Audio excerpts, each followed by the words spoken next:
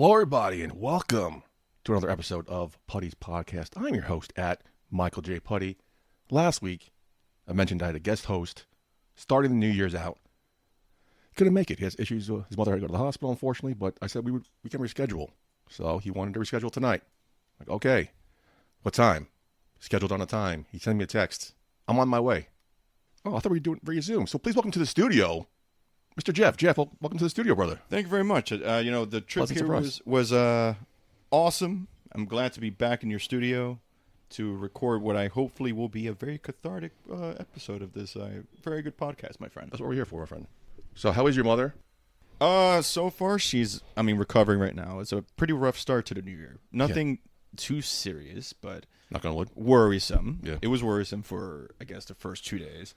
My mom is approaching, 78 years. Oh, wow. And I've already seen it as very few sunrises and a lot of sunsets behind us. Mm-hmm. And stuff like this, it's pretty scary because we've had history of the smallest blood clot can ruin the rest of your day or the rest of your life. So, and she's had episodes where, her cardiovascular system just hasn't been up to par, but thankfully, this was a case where she went to the doctor, they caught something, it was on time, and, it's being treated now. So we have to monitor her now for 3 months, and hopefully everything, it's hunky-dory. The road to 80 continues. So Hopefully. yeah. Plus, triple word score for hunky dory. Yeah, thank you.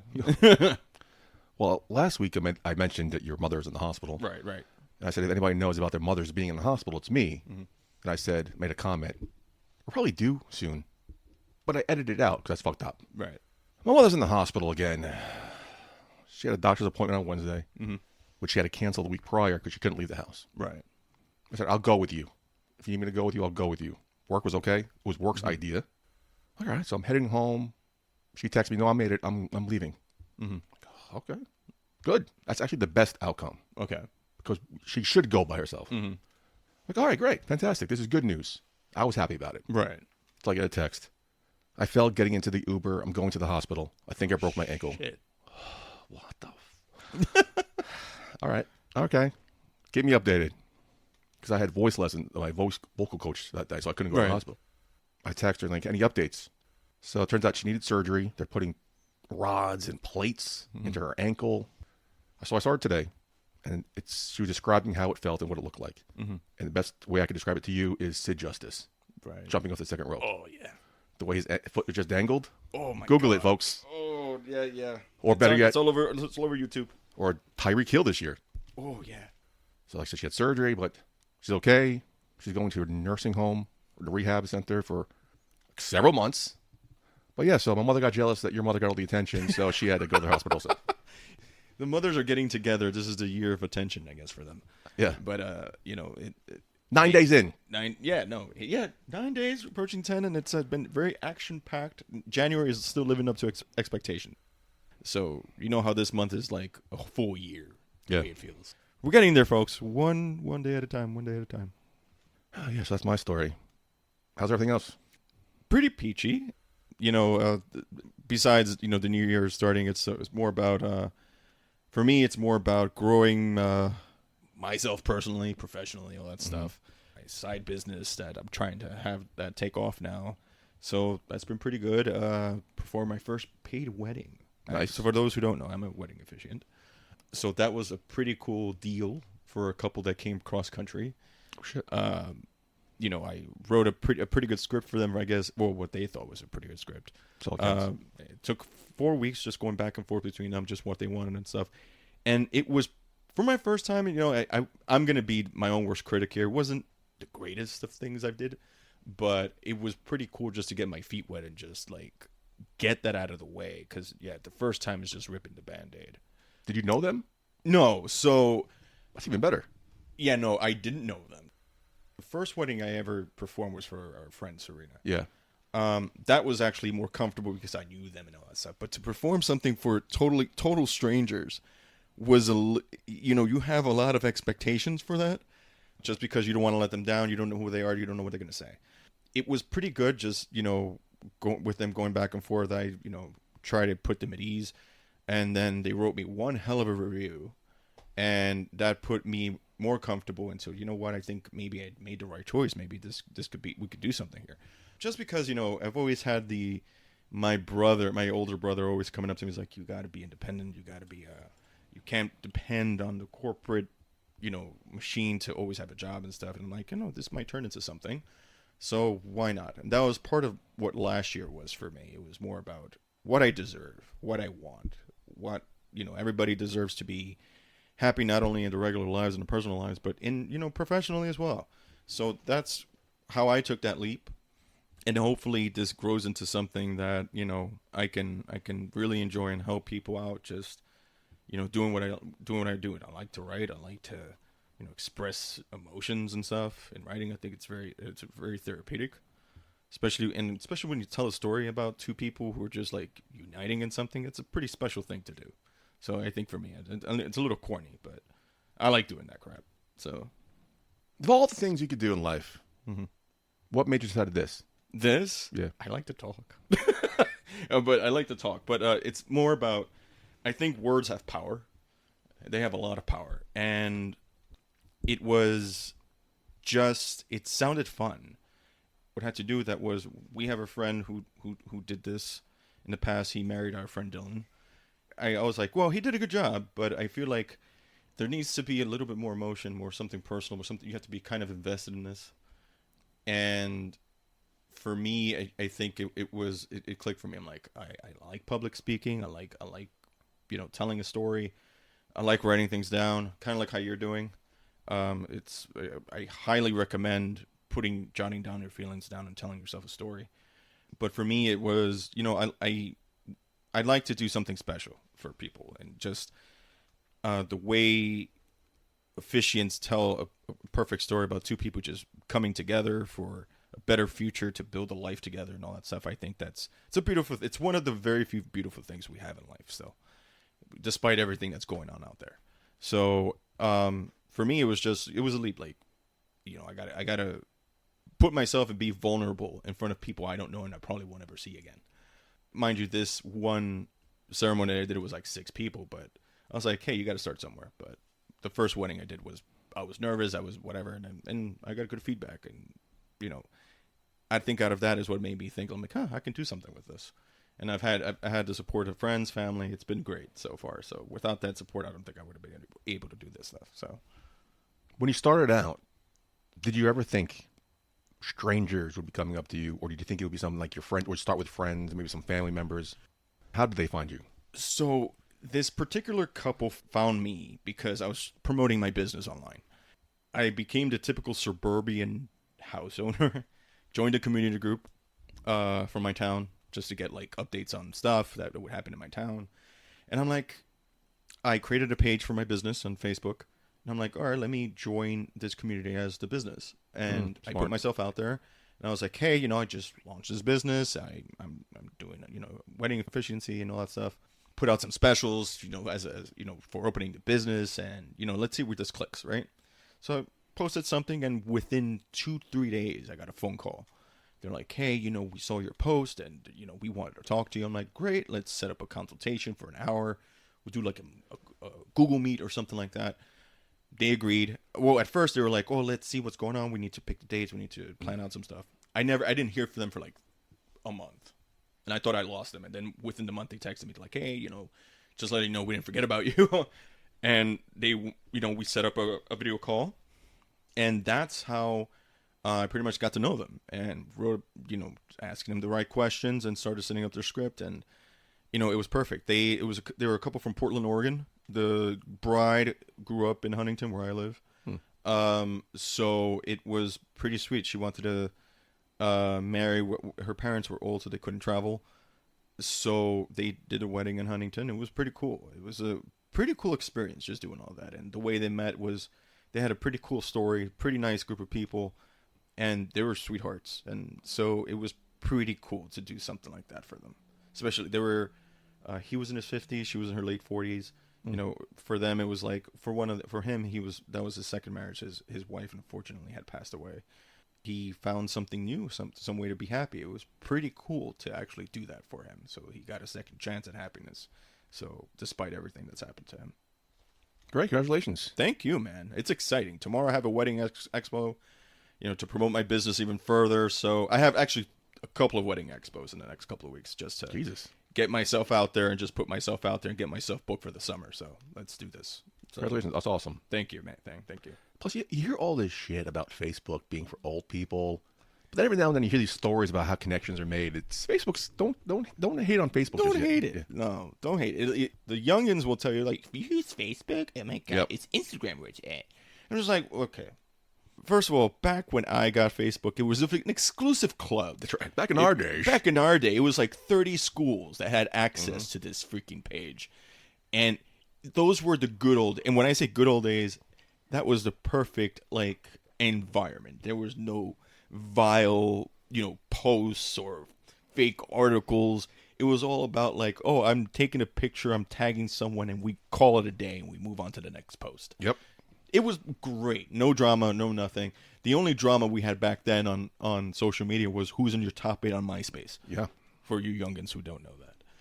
It's for me, it's still an effective tool. I mean, all social media is an effective tool, but you just got to know how to navigate it. And, now it's more about where you can detour yourself from the negativity that's posted on social media these days. So It's so hard to do. yeah, it's terrible. I try to keep myself off it, but sometimes I want to chuckle, so I'll log in and check out who said some racist crap, and then I move it along. So I think that there's a couple of pages I follow on Instagram that are like just positive, giving you inspirational quotes, positive feedback. So I tend to focus more on that, and then the shitty ones. yeah, Like the shitty ones aren't in my feed, but if I go to a reel and scroll up by accident, then just where you get all the fucking nightmare ones. right. Plus, the last year or so, it's all been about a certain topic and negativity and hate and division. Yeah, it's a toxic wasteland. But it has power to be beautiful as well, like you just described. It does, but I remember when they first opened the floodgates to allow adults into that ecosystem. I was like, that's a bad idea. Old people like to make mountains out of molehills. You can't be doing that. This is a disgrace. And I was kind of right on that, because now it's just whatever they feel is correct or true, even though they don't even vet it. Yeah. They don't read the article. I mean, if you can read any article just to make sure that it's somehow makes sense. I do that. I think now the problem with us is we read the headline and then we share it, not knowing what's really inside. Guilty, yeah. And I've done that to some of my friends. We have our threads and stuff, and they'll be like, "Look what's going on." I'm like, "Did you read the article, bro?" I'm like, you got to read the article, even if it's a Fox News article and you don't like that, and even if you don't like that link, read it. I've been guilty of doing that. I've done it once or twice, but I learned that the hard way. Yeah, I caught myself. Yeah, So that's when I only do that. I still do it now, yeah. but only with like sports headlines. Oh, yeah. Like know the story. Yeah. Oh, Mike McDaniels is getting fired. I don't have to read the headline story. This is it. Oh, my condolences on that. That's why I'm wearing my tour jersey. Last time I could wear it before I have to retire it. It's a tough year for our teams, man. Yeah, we're not still not the Jets though. Still not the Jets. Yeah. At least I get to say that the Giants had a better season by one win, but here's to the future, man. Hopefully next year is better than. Well, I don't even think next year is going to be great. But All right, well, I got you here. I was going to save this till the end. Let's talk about sports now. Yeah, Giants fan, diehard Giants fan, correct? diehard. Yeah, How do you feel about your Giants? I'm numb. No, not being great, but squandering the first pick like 2 or 3 years in a row. Are you happy that they're competing, or are you pissed that they get squandering the first pick?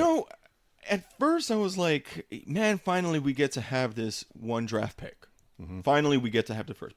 And then I thought about it. I'm like, the quarterback is not bad. We don't really need that pick this year, at least. We needed it before.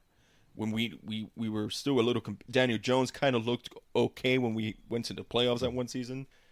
But we needed something then. I think now it's just like, okay, we need to bolster... we need to give him some of the weapons needed for him to succeed, to throw some passes, set up the ground game, all that stuff. You can get that in other rounds, but I don't know if you necessarily need a first round pick for that. I think that the future of the team looks a little better, just from how they were playing the past couple of days. I think this year I wasn't too disappointed, only because, yeah, they squander some wins and they got beat up in the fourth quarter, but you can tell that there's something there that we tapped into this year, and maybe we can bolster that up next year and see where this takes us. I don't think we're going to make the playoffs per se, but I think we might have a good season. I saw a great clip on Instagram. I forgot what sports show it was. Yeah. Back in like the 90s, even the 80s, well, 80s, even the 90s, I should have said it correctly.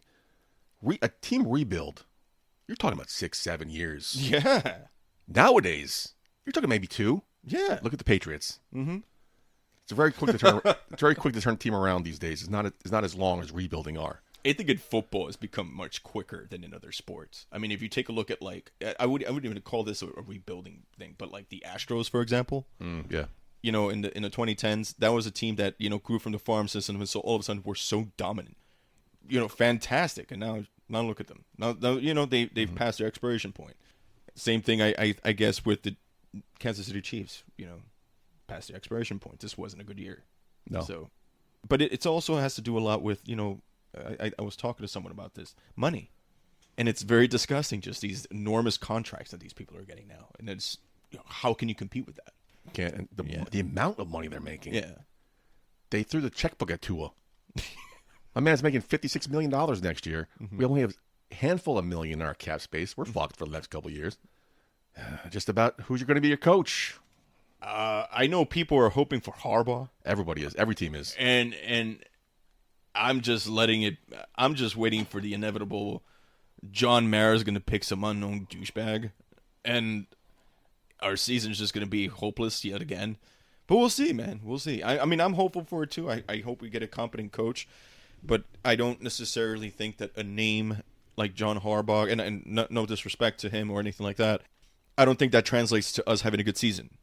We'll see what happens. Just because he stayed with one team for many, many years and he was very successful, doesn't mean it'll translate that to the Giants. It all comes down to politics. It all comes down to what the program is there, what they're giving him, etc. And everything. So we'll see what happens. If he becomes that coach for us, God bless us. Let's hope it's a good season at least. But I'm not getting my hopes up until I see something happen. I heard a lot of Giants fans want Stefanski, former Browns head coach. Yeah. How you thought about that? I don't know. I mean, for me, when I was looking into this whole situation between Stefanski and Harbaugh, who do we choose? I really don't have an opinion on it, only because, like I said before, just because you have a name attached to who he was and where he played or where he coached or whatever, and the success that he had in that team, it doesn't necessarily translate to anything in a new team.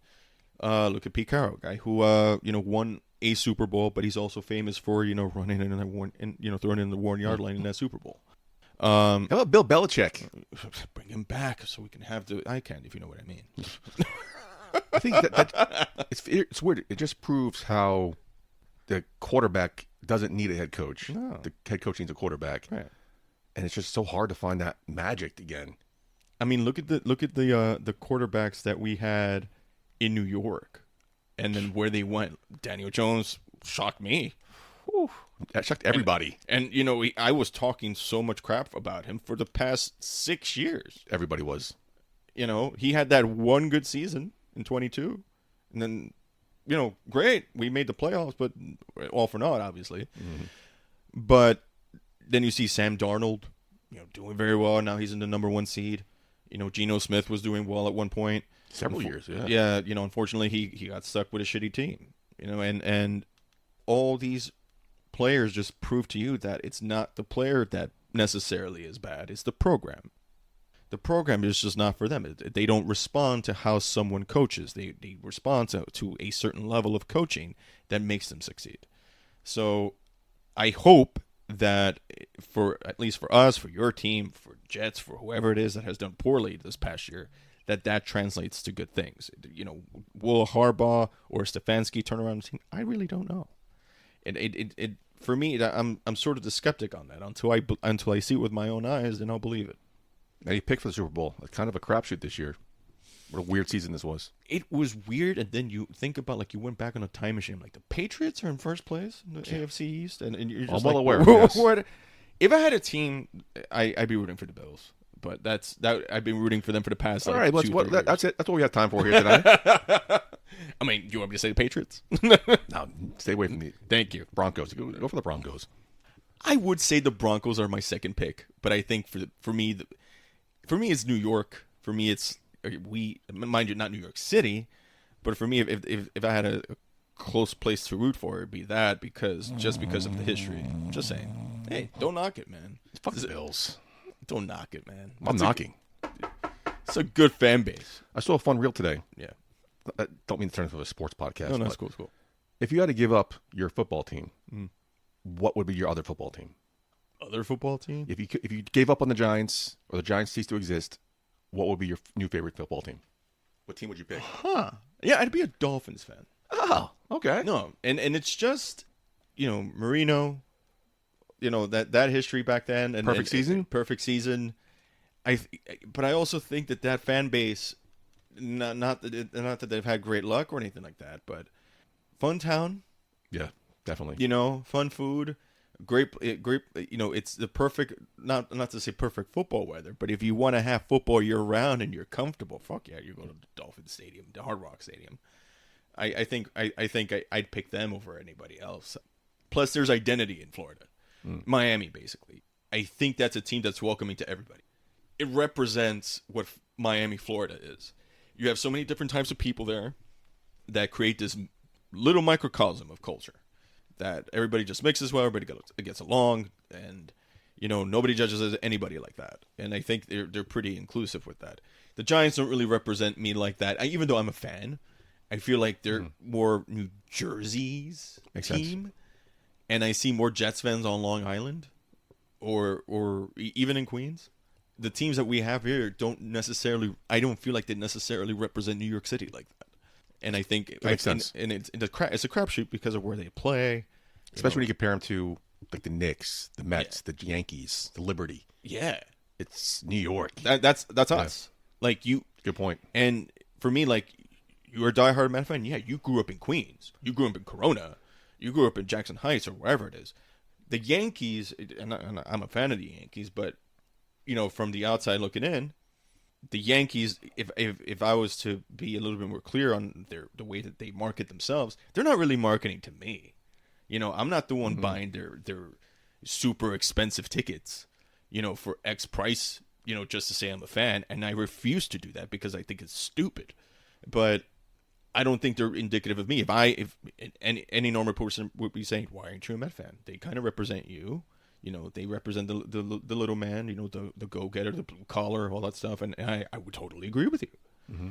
I think the Mets fan base is very special when it comes to that, and I think the Yankees are a little snooty when it comes to their fan base. And that's me telling you as a fan. No, I know exactly what you're saying, yeah. Yeah. But anyway, enough about sports. We could be here all night because there's so much stuff to talk about. The planet's burning, my friend. Do you want to get into this? I mean... Do you want to get into what's going on? It's like a pimple in your ass, man. You can't avoid it. And you can't avoid it. This is terrible now. I'm just so tired of talking about him and the world and giving it oxygen. But you're right. It's what people are talking about. And you can't help but talk about it because, the attention seekers right now is the people administrating this country right now. And yes, we're the number one. Which one? Us or Venezuela? I don't know. Well, Venezuela might become the 51st state, according to them. I don't know. I don't know what's going on. I heard your opinion about it. Don't you think this is just the 2000s all over again? Yeah. We went into Iraq on false pretenses. Well, let me head back. On crappy intelligence is what I'll call it. Yeah, I'll give them the benefit of the doubt. They did it the quote-unquote right way. They notified the UN. They notified Congress. But we still went in there without their approval, without the UN's approval. We went in there and we cleaned house. We shit the bed, and we thought it was the patriotic thing to do then because we were still hurting from a terrorist attack. Yeah, mind you, I thought Afghanistan was the right way to go because that's where the Bin Laden supposedly was, per the intelligence. And he was there. He just managed to escape us. But Iraq for me was just unfinished business. It had nothing to do with anything. So I was totally against that. Mm-hmm. This time, I'm going to put it like this. Did one good thing come out of this nonsense? Yes. You deposed a would-be dictator. You deposed a man who starved his people, mismanaged the country's funds, mismanaged the country's social programs. That being said, was he a threat to this country? No. Not at all. I can give two shits whether he was dealing drugs, quite honestly. Unless you show me the proof that was going on. Was he the one 100% dealing with drugs coming into the U.S.? Show me that and I might agree with you. I think what he was is just another loudmouth trying to make an enemy in the United States so that his people would still be, subservient to him. So, but I do celebrate the fact that the Venezuelans don't have to deal with that anymore. The problem 100%. is you got rid of him, but the vice president is part of his party now. Mm-hmm. So what exactly did you really achieve here? Are you going to deal with this person and don't you think that this person might also have the same agenda? Or do you think this is an easier person to deal with? Is she going to be friendly to the United States? She has to bend the knee, or she's coming back to right, worse. And then you want to start playing the card of, but you pardoned a Honduran ex-president, and that hits close to home because I'm part Honduran, and I actually don't really know for sure that this man even did that stuff. I think his brother actually did it. He was caught on camera. But one thing I'll agree with putting this person in jail was because, that country is full of corrupt people. He wasn't the first Honduran president arrested by the U.S. There was another one, Rafael Callejas, who he was taking money from FIFA. Really? Okay. Yeah, and he died here. While I think while they were still trying to try him, because he was taking bribes from FIFA. And again, the U.S. is this world's police force. And do we need the U.S. to be the world's police force? That really depends. America. Fuck yeah. Great movie. Check it out. Yeah. So, other than that, I think this country is just not what it used to be. It's scary in a way. To me, I think you'll never top when you and I were in junior high or high school in the 90s. That felt like the greatest time to be an American. Great wages, jobs were increasing. My mom had a full-time job. She was making a decent wage. My stepdad, too, making a decent wage. I mean, he was a cab driver and he was making bank. Wow. So, my stepdad, used to bring home wads of cash because, people were tipping him well because he was providing a good service. But at the same, and my mom too. My mom would bring in wads of cash, and I felt like we did that. We weren't missing food, we weren't missing clothing, we were missing heat. We had a roof over our heads. Now it's more like, who gets a piece of this pie? Who's gonna? Are you gonna be living in a matchbox for the rest of your life? Mm-hmm. Are you gonna be renting? Is the dream of ownership in this country just a pipe dream now?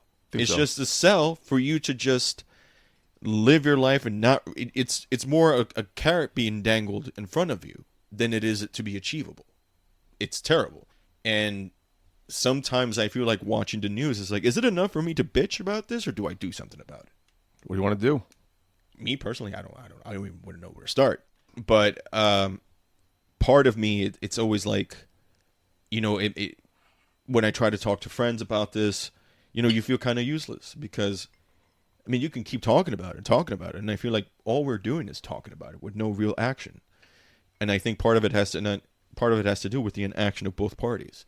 I think we're just become so complacent and so numb to how things can get done that it's making us, you, me, the people outside, homeless people, normal Joe Schmoes who work every day, we're taking the punishment for something that, for something that people are unable to just provide for us. And we elected these people to give us what we want. We want better jobs. We want investment in our communities. We want safer streets.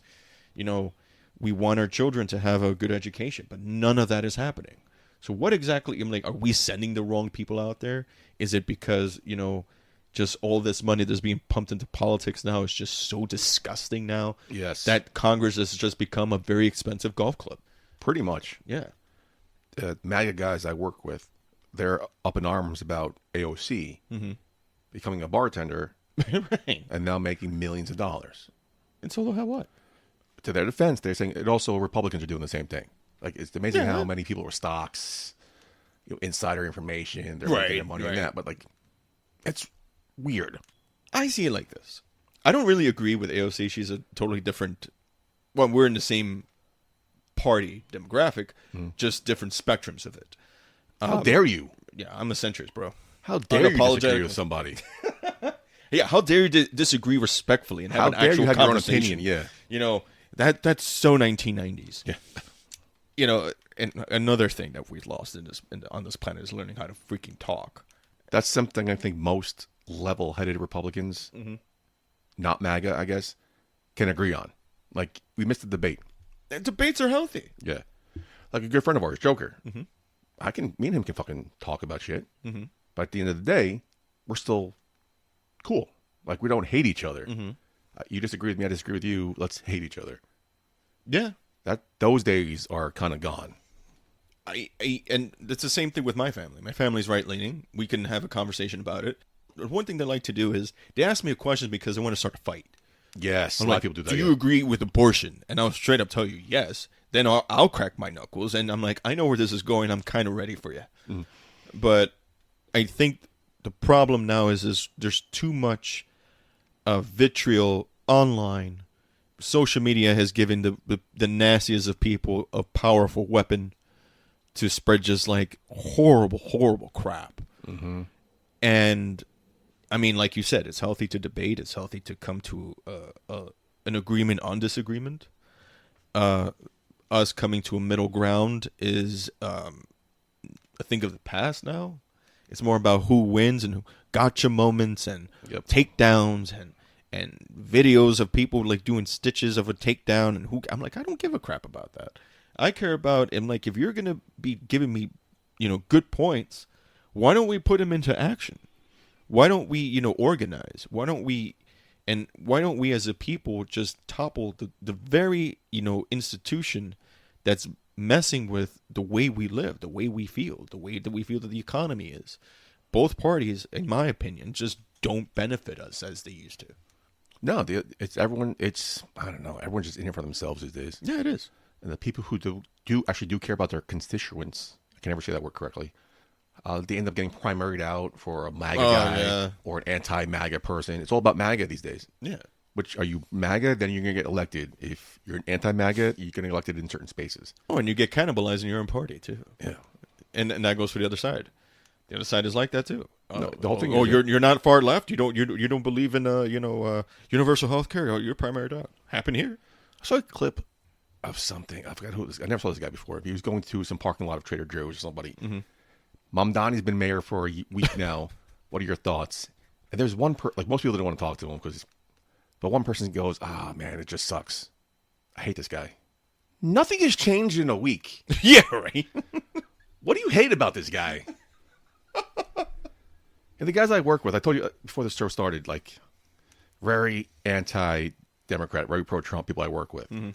I heard shit from them every fucking day before the election. Every day before the inauguration. Since then, they've been quiet because they had nothing to fucking say. Right. All of a sudden, I keep my mouth shut because I don't get into it. But now, all of a sudden, this last couple of days, they're complaining again because of Mamdani. Well, what are you complaining about? I didn't vote for him. I voted for Cuomo against my best wishes just because of the experience factor alone. And that's your prerogative. Yeah, I mean, I don't like the guy. But you thought he was the lesser of two evils, kind of. That's putting it mildly, yes. Yeah. Exactly. Do I think he is the greatest man of all life? Do I want to put him on a fucking $10 bill? No. Right. But just Mamdani's lack of experience, I wasn't too keen for. The last time we elected a man with little experience was in 2016. And that shut the country. So, I mean, I apologize for it, but I don't apologize for it. You don't have to apologize for what you thought was right, though. I mean, But when it if I comes was to here, I would Cuomo- have voted for him too. But when it comes to Cuomo, it's just the baggage he comes with, especially with the sexual harassment allegations. But I think it's also a thin line between sexual harassment and just being very creepy, like Aziz Ansari. Right. He tried to get Me Too'd. Someone tried to Me Too him, I should say. But they're like, no, he was just being creepy. It's a very thin line. I understand that, but I could be wrong with what I'm about to say right now, but I thought that with Cuomo, it was more of a political hit and not so much the justice that these women were seeking. That's fair enough. And I think, I mean, once he left office, it went quiet. Yeah. And you didn't hear about, oh, he had his day in court, oh, he had a settlement. I mean, I could be wrong. I didn't really pay attention to that situation at that time because it was more of I was just tired. Yes. Of the level of heat the politics were generating at the time. Mm-hmm. So for Fair me, enough. I sympathized with what these women were going through. And if it indeed he did X, Y, and Z, yeah, he should face some sort of punishment for it. Mm-hmm. Civil damages. I completely agree with that. At the same time, though, we can turn back the clock and go back to the 90s again. Bill Clinton, a man who did X, Y, and Z in the Oval with a certain intern. Did that put the country in danger? Like, no. Did he lie about what he did with this woman in a court of law? Absolutely. And he should have gotten punished for it. Absolutely, he should have. I agree that, but I agree that he, some sort of injunction or whatever it is should have been placed upon him for breaking the law by committing perjury. That didn't happen, though. They let him go because at the end of the day, Congress was like, is he running the country as the leader, or is he jeopardizing, the country by having his little fling? I heard a deal was made that if they dropped any legal charges, he gave up his law license in some states. Mm-hmm. Compromise, I guess, whatever the fuck you want to call it. Right.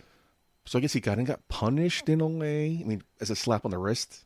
But even then, I'm like, was he actually going to practice law after the presidency? Like, no. I've never heard somebody put it so eloquently. That's well said, yes. No. That dude was riding off into the sunset. Yeah. Like he was going to write his book. He started his foundation.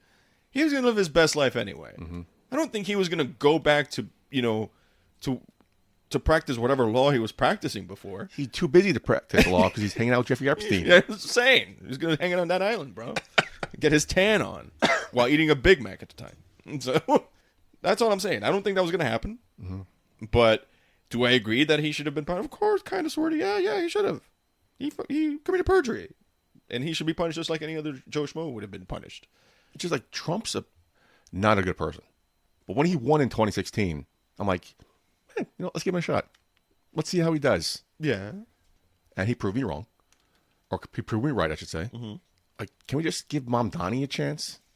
Well, one thing I said to my friends was, all right, he got elected. Now you have to try to fulfill all these promises you made. Mm-hmm. And that's going to be a tough one. Free buses? I don't think that's happening. First of all, you have no control over that. Mm-hmm. That's a state thing. It's not a city thing. But also, by the way, you can't be blaming him for the fares going up to $3 in New York City. That happened way before he did, and he had nothing to do with it. I'll give him that. What I will say is I don't necessarily agree with all the promises he made. I don't think they're easy. I don't think they're going to be easy. I think he's going to have a lot of roadblocks, especially with a centrist governor to some extent. It's going to be tough, and I think Mondani is a test as to how a democratic socialist will actually govern in any form of government. In this case, the most famous city in the country. Yeah. So that's why he's in the spotlight. This is the guy who is the far left in the most expensive city in the world. It's an experiment.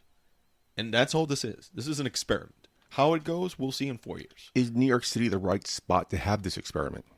New York City is a big pot of everything. Should we try it maybe like Chicago first, or a lesser city like You've maybe been like Nashville? to Chicago. Is Chicago I know people tell me Chicago is similar to New York. Not really. I don't see it that way. There's some similarities. Yeah, it's but the I don't city. think the culture is the same. I think No, here, not at I'm all. like, you go to perfect example. Where we are right now. Go down the block, you're going to see, different types of Koreans, Chinese people, etc. You keep going, 5 to 10 minutes further out, Colombians, Ecuadorians, etc.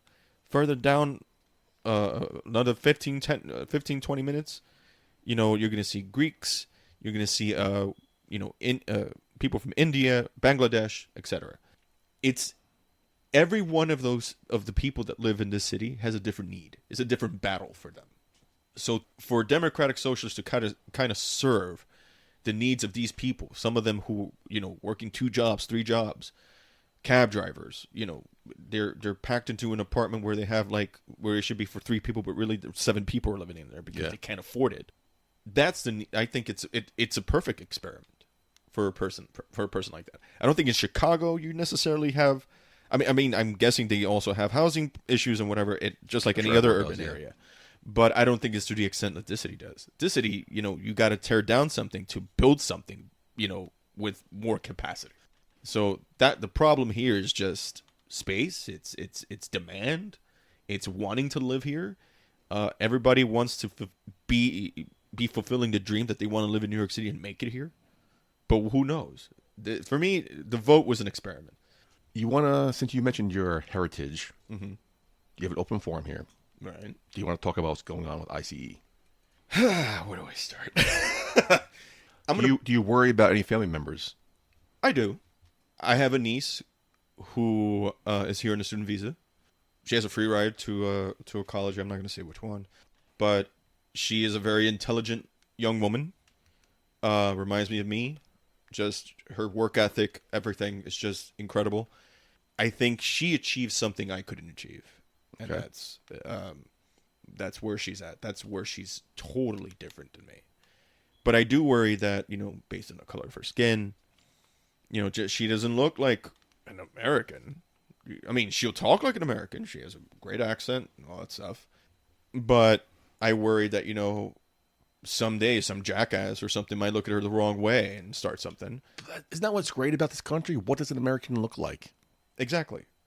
An American, I don't think is how you look like. It's how who you are. Yeah. It's not the typical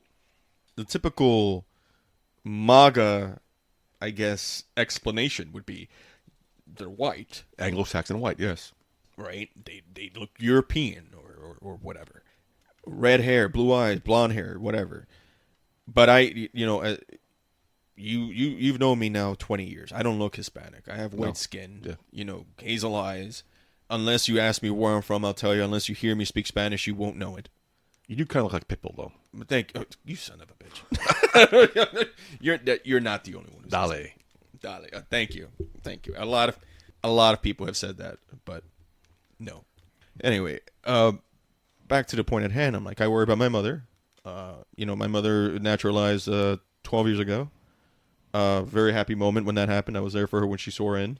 Nice. Yeah, I signed her voter registration and made her a Democrat. She I didn't even give her the choice. I said, you're a Democrat. And even the Republican members of my family I worry about, because some of them don't know the language. They know it a little bit. They'll speak it broken. But again, it's all about, when it comes to that situation, do we need some sort of control on our borders? Of course. You can't just let in everybody just like that. You have to vet them. You have to do all that. That's the one thing I'll give him credit for, the way he just locked down those borders. Well, yeah, you had to do that. Hell yeah. He fucked up on Kamala. Yeah. When they asked her the question, I'm like, has she been to the border? And she couldn't answer. I'm like, what are you doing? Yeah, that killed her. But then on The View, they asked her, would you change anything about what Joe Biden did? And he goes, no, nothing. Why? Why would you say that? And that's a lot of people pinpoint that moment as when she lost, because all she had to say was just maybe tighten the borders a little bit. Tighten the borders a little bit. All you gotta do is let's come up with a border plan. Let's come up with some sort of sensible immigration plan, some way for people to come to this country in a less difficult way that doesn't take 15, 20 years or whatever it is to get your papers in. Because there's a line. It took one of my cousins who became a resident 4 years ago. That took him 15, 20 years to do. And it's a hard, long process. I understand how hard it is, and you want to take the easy way out. At the same time, while you want those borders to be secure, while you want your streets to be safe, the tactics of ICE don't represent what ICE is supposed to be. It represents, to me, some sort of, Nazi Germany kind of thing. Like we're living in some sort of Gestapo state. The tactics are horrible. Look what happened in Minneapolis. And you shot a white woman.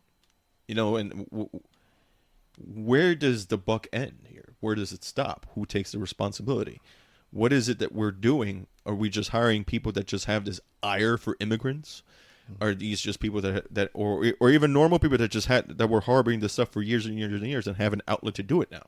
Like, yeah, it to me it's worrisome. It's not. It doesn't represent who we were. It doesn't represent who we are. The agency that's supposed to be keeping us safe from outside threats is now being used as an inside force against its own citizens. And to me, that's the wrong approach. Yeah, you should deport people who are doing things that are terrible. I completely understand that. I don't think anybody in the United States is against that. But I think the approach is what's wrong here. Just we need to have some sort of humanity, some sort of compassion, even if that person didn't do a goddamn thing other than breaking the law by crossing the border illegally. I forgot what show put this montage together, but somebody posted on social medias all these Republicans condemning the cop that shot this white woman, saying, like, defending her, like her rights, but condemning the cop for acting too quickly, killing her in cold blood. And it just went on and on. I don't get too down the well here because at the end of the video, it was like, oh, wait, they're talking about the fucking chick who died in January 6th. Oh, Babbitt. Yeah. And it's the same concept. It's hypocrisy slapped right in our face, and that's the problem. Yeah. Hypocrisy has become a cancer in this country, and it sucks. One of my biggest pet peeves. It's what's good for the argument and not what's good in general. And you can also say that about the redistricting in certain states. It's a tough word. Yeah. But, the gerrymandering, excuse me, that's what I meant to say. But, that stuff that's going on. Texas, California, I think they're going to do it in Florida now.